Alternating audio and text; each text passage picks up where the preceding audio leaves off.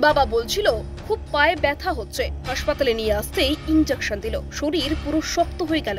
আর তারপর রোগীর মৃত্যুকে কেন্দ্র করে উত্তেজনা। জলপাইগুড়ির মেডিকেল কলেজের চিকিৎসার গাফিলতির রোগী মৃত্যুকে কেন্দ্র করে উত্তেজনা।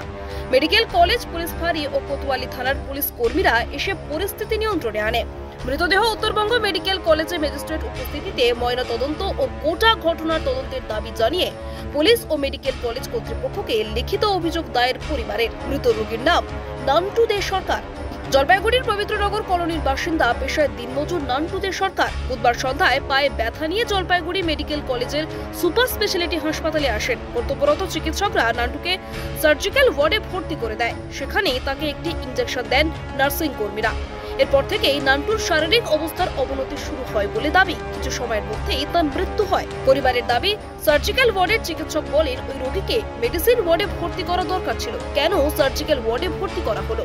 এই প্রশ্নের উত্তরে রোগীর পরিবারের সদস্যরা বলেন এমার্জেন্সির চিকিৎসক যেখানে ভর্তি লিখেছেন সেখানেই ভর্তি করা হয়েছে। এরপরেই পরিবারের সদস্যরা উত্তেজিত হয়ে ওঠেন।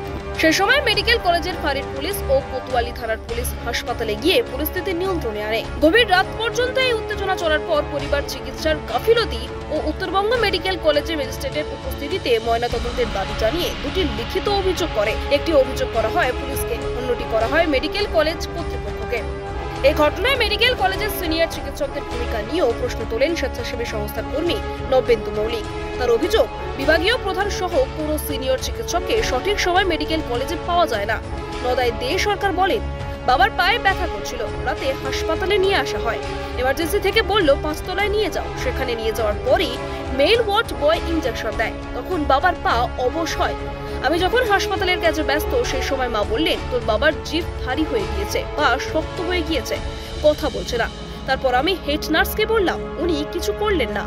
এরপর যখন একদম কথা বন্ধ হয়ে গেল তখন ডাক্তারবাবু এলো, উনি অক্সিজেন দিলেন। কিছুক্ষণ পর অক্সিজেনও বন্ধ করে দেয়। হাসপাতালের গাফিলতিতেই মৃত্যু। আপনি দেখছিলেন কলকাতা দর্পণ। ভিডিওটি লাইক করুন, আপনাদের মতামত জানান কমেন্টে। নিয়মিত আপডেট পেতে সাবস্ক্রাইব করতে ভুলবেন না। নমস্কার।